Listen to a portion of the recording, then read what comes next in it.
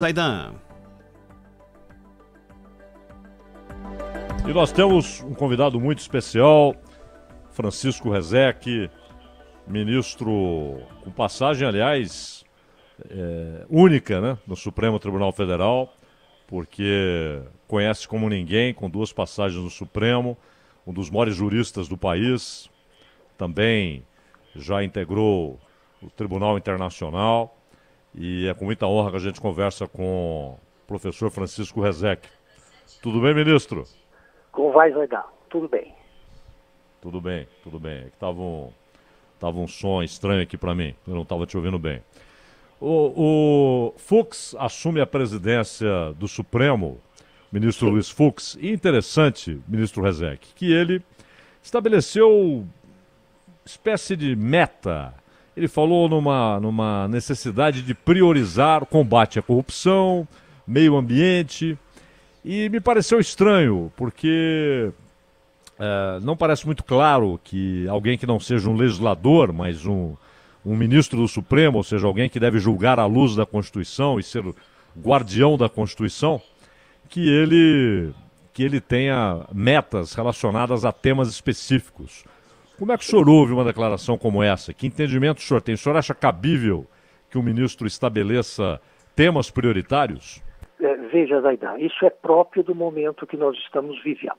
Um momento de intensa participação da Justiça do Brasil, que não é um poder político, que não é um poder eleito pelo povo, nem para legislar, nem para governar, né, para tomar atitudes executivas, né, mas que tem tido nos últimos anos uma participação intensa e que muitos entendem abusiva no processo não só de governança do país, mas também de determinação das regras do jogo. Uma função que, em princípio, cabe ao legislador.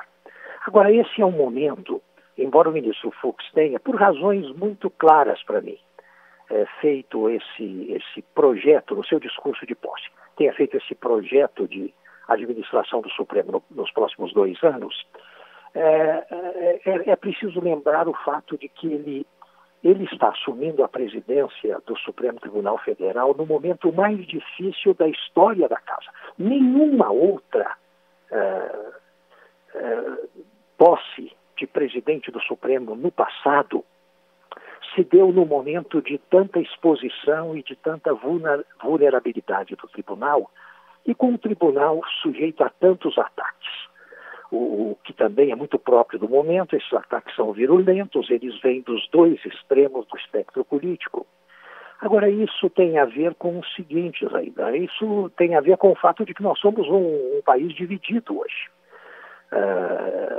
Enfim, eu quero acreditar que a maioria dos brasileiros ainda é constituída de pessoas sensatas, equilibradas, não radicais, não talibãs da esquerda e muito menos da direita, e que assistem a isso tudo com muita consternação.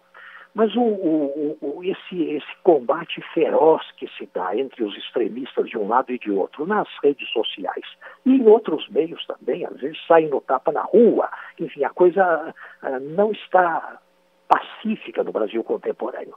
Agora, isso, veja bem, esse é um problema que faz com que o Supremo, como tudo mais no âmbito da função pública, seja vulnerável a esses ataques.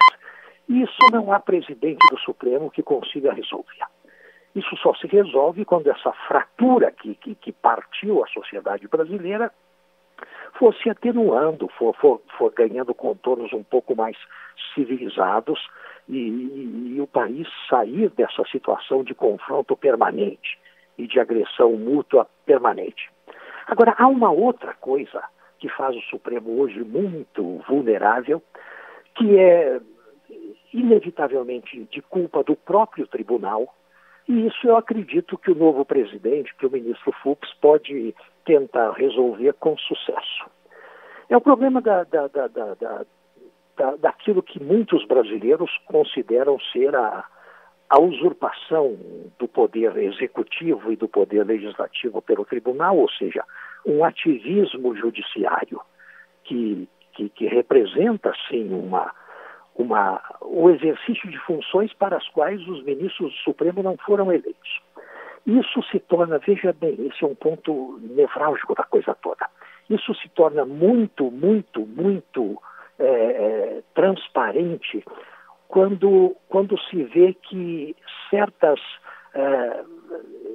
exageros na invasão do poder, que é do Congresso ou que é do governo, se dão, na maioria das vezes, por decisões monocráticas.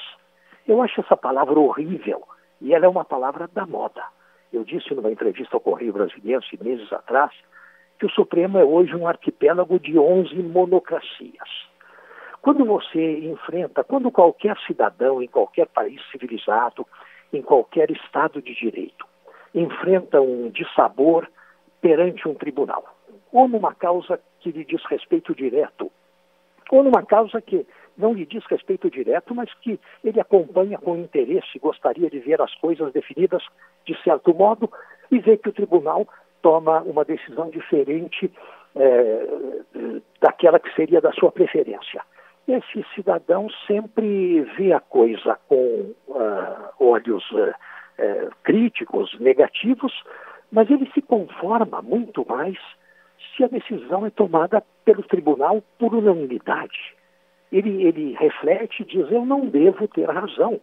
Se essas 11 criaturas que leram, entenderam, estudaram e discutiram, chegaram a uma mesma conclusão. As coisas se tornam mais difíceis quando o tribunal decide por 6-5, o que está acontecendo a todo momento nos últimos anos. Ou, sobretudo, quando o tribunal decide por uma decisão individual, ou seja, por uma decisão chamada monocrática, palavra horrível, mas que é o que mais acontece neste momento.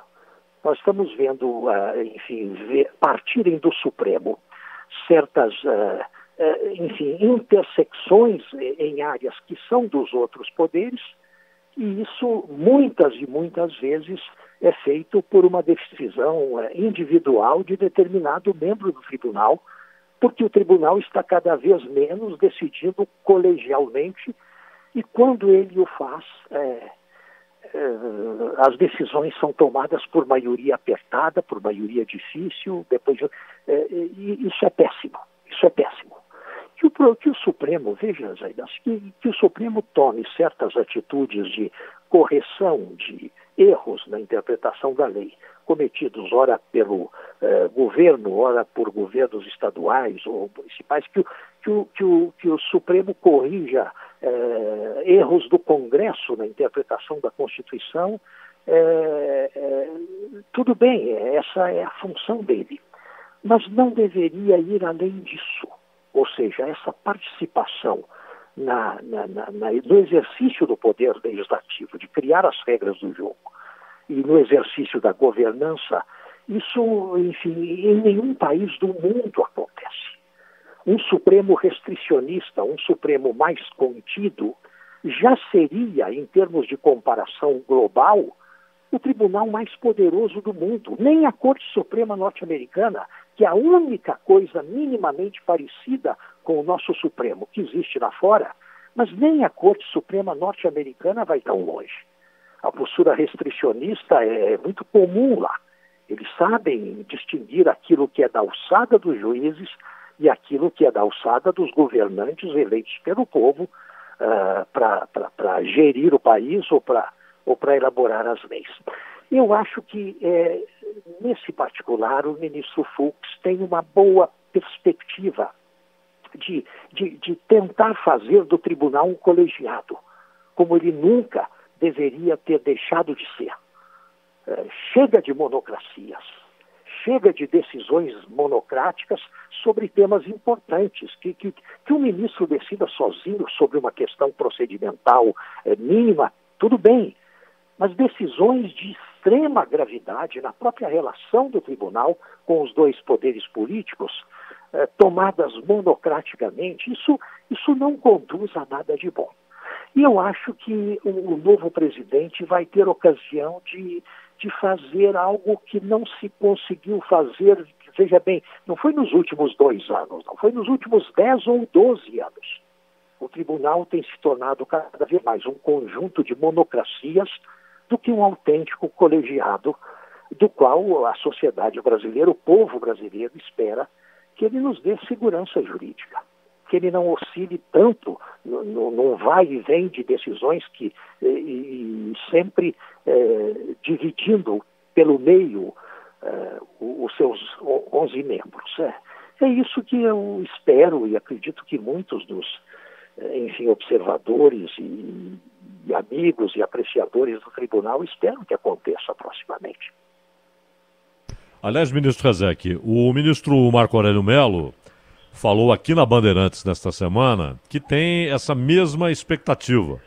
Ele acha que a presidência sob Luiz Fux será mais técnica, mais preocupada com os processos, porque ele entende que na presidência Toffoli acabou priorizando a relação política com o Congresso, com o Executivo. E o Marco Aurélio Mello criticou também o que ele chamou de palavras cáusticas de dentro do TSE, uma referência a Barroso e Fachin em relação ao presidente da República. E aí entra aquela discussão que o próprio Marco Aurélio aborda, ele acha que é um aspecto negativo, de que muitas vezes há posições políticas que estão prevalecendo sobre posições técnicas dentro do Supremo. Eu pergunto ao senhor, isso pode afetar julgamentos? Por exemplo, o Supremo vai decidir a suspeição ou não de Sérgio Moro no julgamento do Triplex, do ex-presidente Lula. Um pedido, uma ação movida pela defesa do ex-presidente.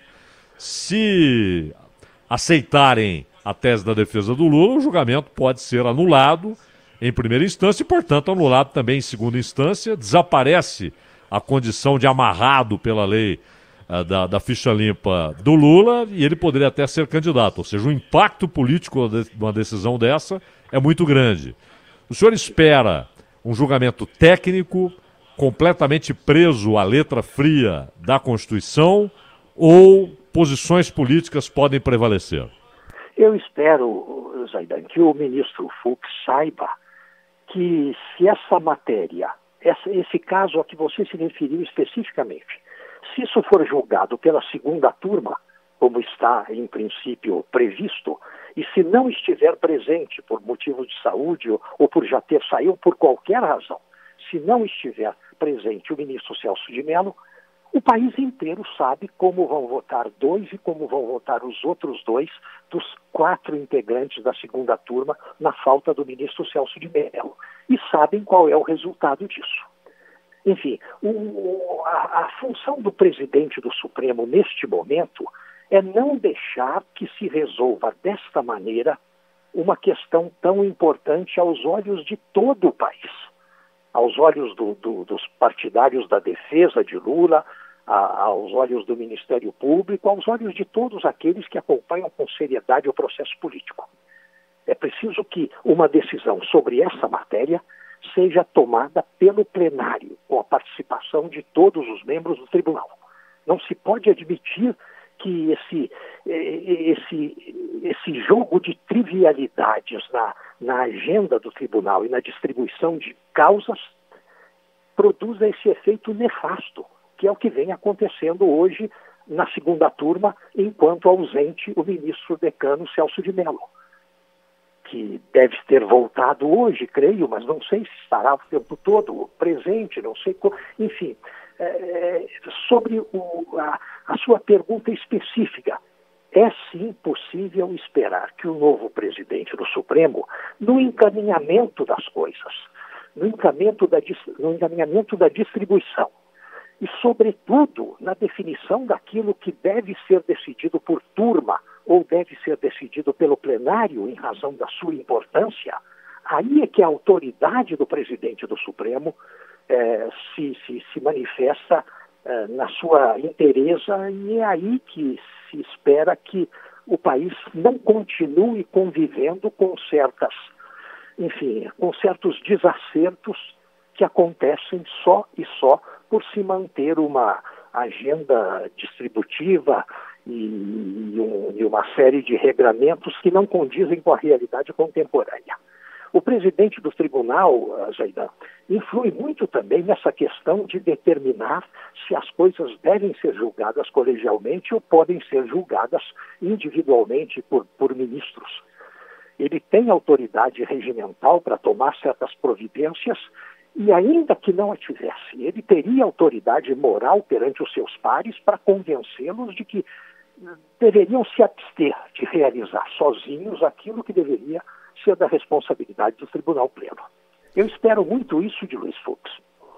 Nós estamos conversando com Francisco Rezec, ex-ministro do Supremo Tribunal Federal. Ministro, só para dar um detalhe naquilo que o senhor falou há pouco. É o Ronald que fala? Isso. Celso de Mello, afastado até o dia 26. Ele prorrogou o afastamento por questões médicas até o dia 26 deste mês de setembro.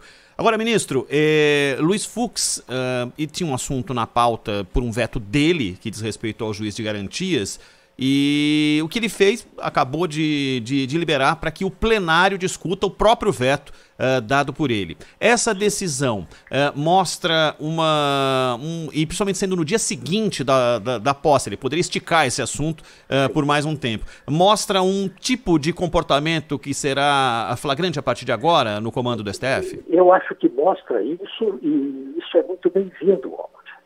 Você não faz ideia de como é importante para o tribunal essa assunção de responsabilidades coletivas, que aquilo deixe de ser um arquipélago de monocracias e se torne um colegiado, como acontece lá fora em todos os, mesmo naqueles que não têm a metade ou 1/10 do poder que tem o Supremo brasileiro.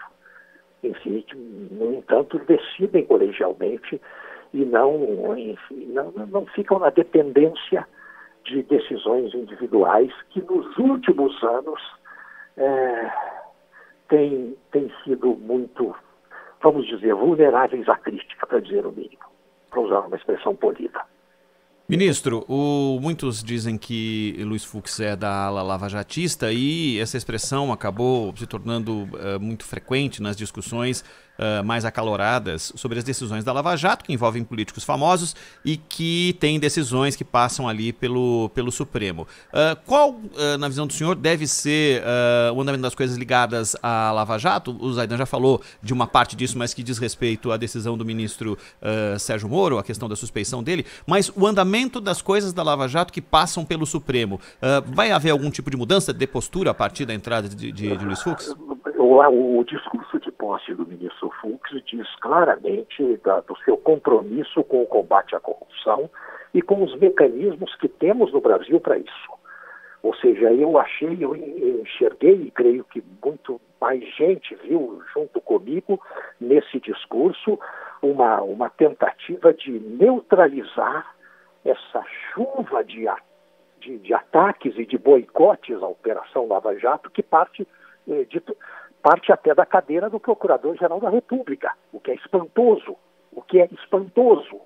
Eu imagino que o Procurador-Geral tenha ouvido o discurso de posse com alguma contrição, com alguma continência, porque, de um certo modo, nesse discurso há uma resposta àquilo que da cadeira do chefe do Ministério Público tem saído ultimamente no sentido de desprestigiar uma operação. Veja bem, Ronald, não é questão de saber se o estilo, se a retórica do procurador Dallagnol é aquilo que achamos mais apropriado, mais equilibrado.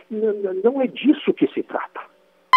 Sim, é a questão de saber se erros instrumentais, cosméticos, de membros do Ministério Público podem justificar o boicote a uma operação que foi a primeira na história do Brasil a tentar nos demonstrar neste país que a lei é para todos e que nós não podemos conviver com a continuidade da corrupção. E é uma tarefa dificílima. Veja o que acontece no Rio de Janeiro. A cada dia surgem novas vocações para o crime do exercício da função pública, apesar de tudo que já aconteceu até hoje em matéria de repressão, de punição, de processo, de condenação. Enfim, é um trabalho que não tem fim, e não tem fim. Isso repercute naturalmente sobre a atuação do Ministério Público Federal. Por isso é que todas as notícias que têm alguma coisa a ver com o boicote à Lava Jato soam, enfim, pouco coerentes com os interesses nacionais neste momento. Se pediram lá de Curitiba uma prorrogação de 1 ano na Força Tarefa, com todo mundo sabendo como é grande o trabalho da Força Tarefa. Como é que, a título de que o Procurador-Geral da República entende que a prorrogação vai ser só de 4 meses e não de 1 ano? Enfim, nos mais mínimos detalhes, sente-se, e a imprensa tem visto isso e comentado isso com muita acuidade. Sente-se que há um ressentimento contra a operação e uma espécie de represália. Isso não é justo, não é devido, não é honesto, e parece que o novo presidente do Supremo tem consciência disso e já anunciou no seu discurso de posse que vai, enfim, não vai atender aquilo que parece ter sido o propósito do Procurador-Geral da República quando apregoou o fim do lavajatismo e, enfim, usou outras expressões para manifestar o seu desapreço pela operação. Ministro Rezec, uma última da minha parte. O senhor respondeu ao Ronald a respeito da mudança que pode ocorrer com o Fux na presidência. E, claro, com isso, o Toffoli volta para uma das turmas. O normal é que vá para a primeira turma, onde estava o Luiz Fux, assim como Carmen Lúcia foi para o lugar do Toffoli na segunda turma. Ouvi até e li que há um movimento para que, aposentado Celso de Mello daqui a 2 meses, que o Toffoli ficasse na segunda turma, onde ele estava antes, e que o novo ministro, indicado pelo Bolsonaro, aprovado pelo Senado, enfim, quando tomar posse, vá para a primeira turma. Disseram até que isso pode evitar constrangimentos, no caso rachadinha Flávio Bolsonaro, porque isso é da segunda turma, o que é uma bobagem. Né? Imagina-se que alguém chega lá e tente ser isento, não importa em relação a que questão, se tem a ver com quem o indicou ou não. Mas é interessante isso. O senhor lembrava há pouco, olha, na segunda turma vai acontecer isso, ou seja, 2-2 aí pro réu. Aconteceu 2 vezes há pouco tempo com o Celso de Mello de licença, Gilmar Mendes e Lewandowski votaram de uma maneira, Carmen Lúcia e Fachin de outra, o empate, claro, na dúvida pro réu, não é isso? E aí a gente sempre lembra que no auge dos processos da Lava Jato, quando isso chamava mais a atenção, havia muita expectativa sobre qual turma iria receber determinada denúncia. Geralmente, como o Fachin está na segunda, ia para a segunda porque ele lida com os casos da Lava Jato em Curitiba, né? Mas parecia que havia 2 Supremos, e às vezes parece. A primeira turma vota de uma maneira, a segunda turma de outra. Eu pergunto ao senhor, essa impressão é verdadeira? E segundo, o senhor gosta dessa divisão, que haja 2 turmas no Supremo? Não, isso é péssimo, Zaidal. Isso produz, entre outros fenômenos, aquilo que lá fora chamam de forum shopping, ou seja, o advogado escolhe a hora de entrar com um pedido de liminar, ou da habeas corpus, ou do que seja, em função de quem está de plantão naquele momento, quem vai relatar, etc. Isso não pode acontecer em qualquer tribunal que funcione com seriedade. Agora, eu tenho a nítida impressão de que o ministro Luiz Fux está atentíssimo a esse problema. A vocação dele é tornar o Supremo um colegiado de novo, e um colegiado único, não dividido em 2 subcolegiados, dependendo de um determinado feito cair num dos 2, o resultado será um ou será outro. Não se pode, o país não tem paciência para conviver com uma situação assim. O tribunal se homogeneiza, se reúne em torno do seu presidente e toma as decisões importantes em plenário. Veja bem, não seria nenhum escândalo, não seria nenhuma monstruosidade se por acaso, dividido o tribunal, que é em 2 turmas, se uma delas tivesse, por exemplo, em matéria penal, uma posição mais liberal e a outra uma posição mais rígida. Isso acontece em outros tribunais lá fora também, Mas o que é decisivo nestas horas é não se ter a impressão de que a roleta da sorte, por conta da distribuição a determinado ministro como relator e, consequentemente, a turma de que ele faz parte, não seria bom que o país passasse a acreditar que essa roleta da sorte que faz a distribuição e a relatoria fosse determinante do destino das pessoas em matéria penal. Enfim, para isso existe a autoridade do presidente e a possibilidade de que o presidente chame a decisão do plenário tudo aquilo que possa, se levado a julgamento numa ou noutra das duas turmas, produzir um resultado que o país inteiro já prevê. Isso não pode acontecer.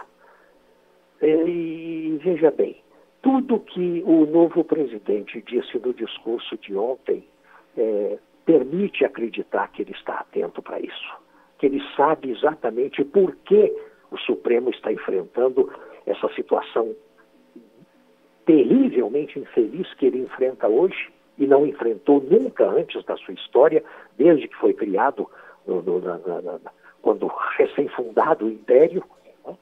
E é preciso que isso se resolva, e eu acho que... Veja bem, Sarita, o ministro Toffoli é um homem estimado por todos. Ele tem uma grande faculdade de comunicação com os colegas, e não há dentro do Supremo Tribunal Federal quem não o estime profundamente, como nós todos, ex-membros do tribunal, o estimamos também. Mas eu imagino que ele, justamente por causa desse cavalheirismo na comunicação, não pôde, e outros antes dele não puderam também, chamar à ordem o tribunal, de modo que o tribunal se torne uma unidade, que é o que se espera dele. Eu acho que isso vai acontecer proximamente. Francisco Rezec, ex-ministro do Supremo Tribunal Federal. Ministro, muitíssimo obrigado pela atenção com a Rádio Bandeirantes mais uma vez. Foi um prazer ouvi-lo. Até uma próxima oportunidade. Muito obrigado, Ronald, Zaida, a todos vocês. Boa tarde. Obrigado, ministro.